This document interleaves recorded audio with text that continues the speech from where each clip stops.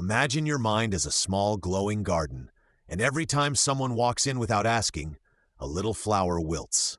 Today, I'll show you how boundaries can be a gentle fence that protects those flowers without shutting people out.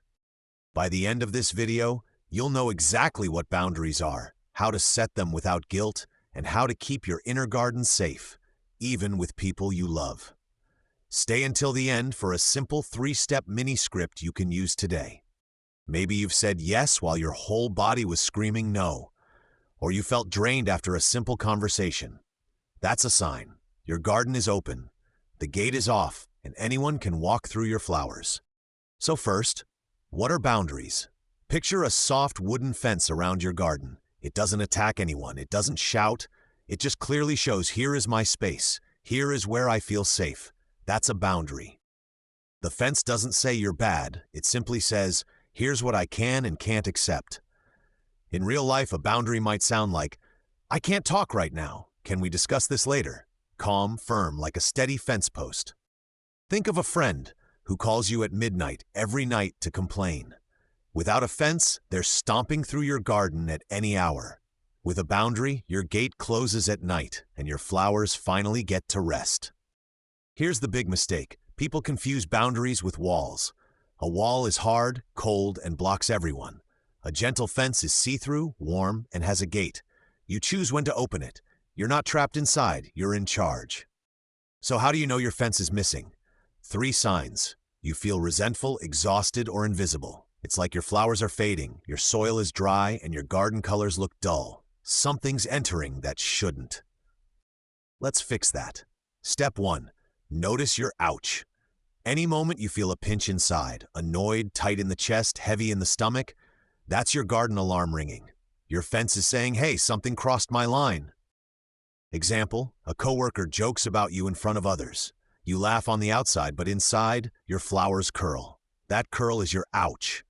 Instead of ignoring it, imagine walking over to your fence and gently reinforcing that part.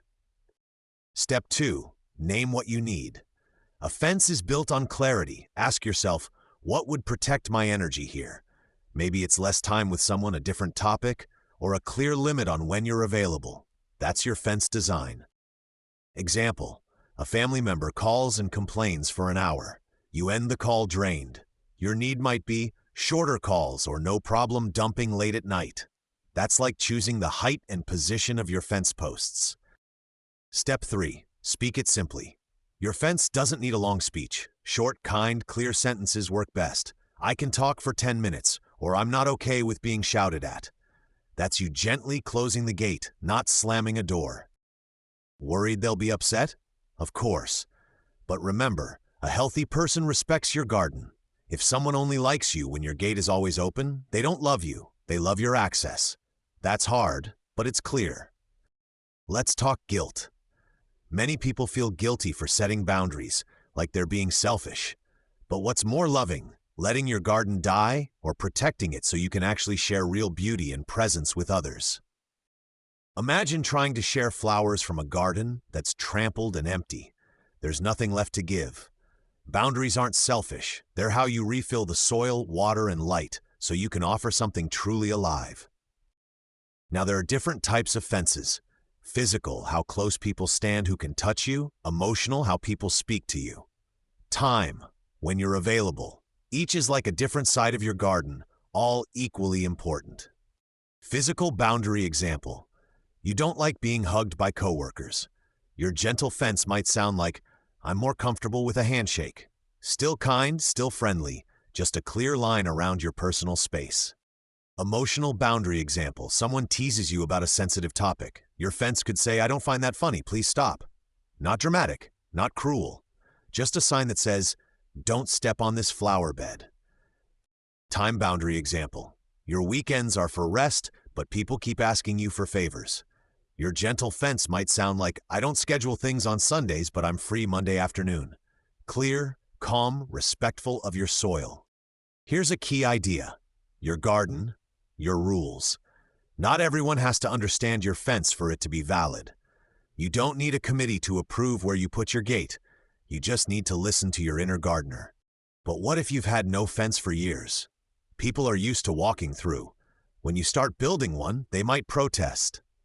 That doesn't mean you're wrong. It just means the path through your garden is finally changing. Start small, one tiny section of fence at a time. Maybe you decide, no work emails after 7 p.m., or I won't explain myself 5 times. Think of it as planting the first fence post, not redesigning the whole garden in one day. Remember, boundaries are not punishments. They are information. They show people how to love you well. A clear fence line actually makes relationships safer because everyone can see where they stand and where they shouldn't step. And you'll notice something beautiful. As your fence gets steadier, your anxiety often shrinks.